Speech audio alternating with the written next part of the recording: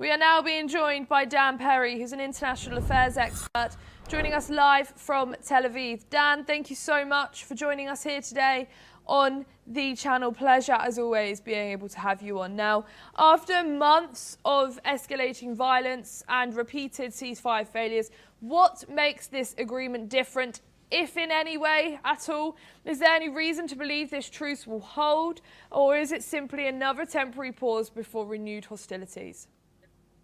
It's basically Donald Trump forcing Netanyahu to stand down in Lebanon.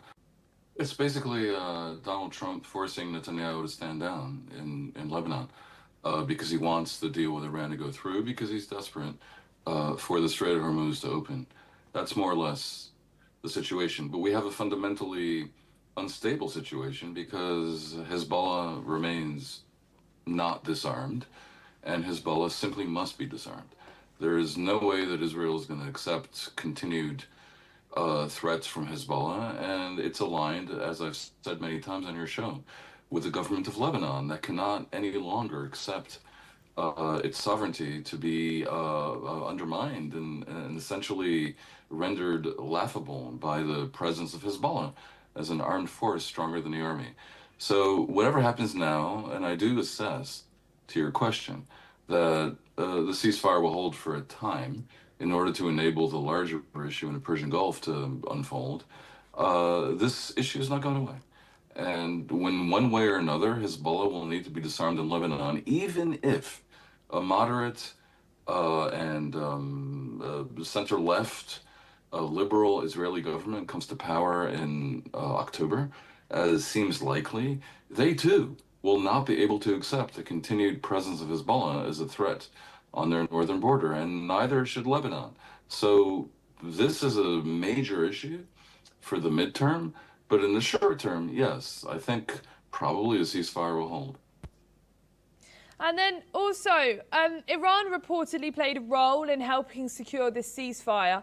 Does Tehran's involvement signal a genuine desire for regional de-escalation, or is Iran seeking greater leverage in its ongoing negotiations with Washington, considering the fact that there was meant to be a formal signing today in Switzerland, and that has been cancelled due to the fact of these renewed strikes in Lebanon?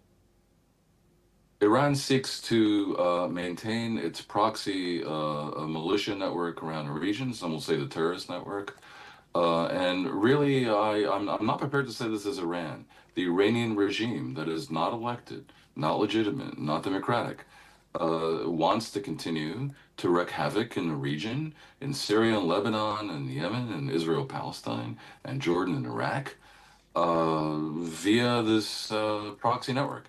And so that is why they're seeking to link the Lebanon arena and the Persian Gulf arena. And very sad to say, Trump, in his desperation to see this deal go through, and I understand his desperation, because he had no plan for the blocking of the Strait of Hormuz, insanely, is prepared to give Iran that linkage. And it's most unfortunate because it enables Iran to pretend that it is somehow the protector of Lebanon, when in fact it is the destroyer of Lebanon.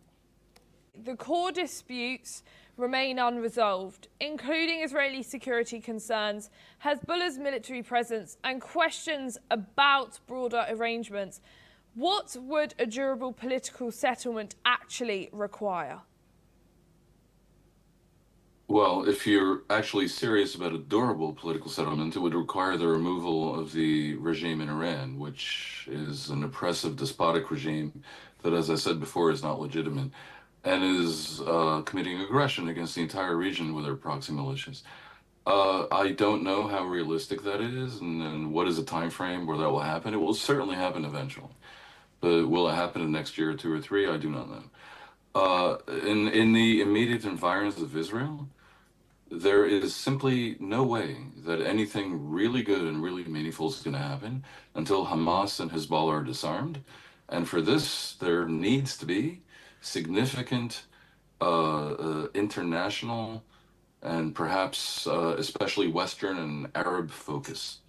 And in the case of Hezbollah, which is the current discussion, it's obvious that no one wants Israel to be the solver of this problem. It would require Israel to occupy two-thirds of Lebanon and march up to the Bekaa Valley. Uh, Trump mused about Syria doing the job. That's a little bit farcical. Lebanon is allergic to Syrian occupations because they experienced it. Uh, and the idea that a former jihadist is going to take on a slightly different kind of jihadist in the case of Hezbollah, it's wrong. Lebanon is simply going to have to ask the world for help. It's going to have to appeal to the Security Council to assist in sending over whatever forces are necessary to deal with Hezbollah that is encircled at this point, largely present in the northeast corner of Lebanon. And there's no other way that this is going to happen unless this occurs.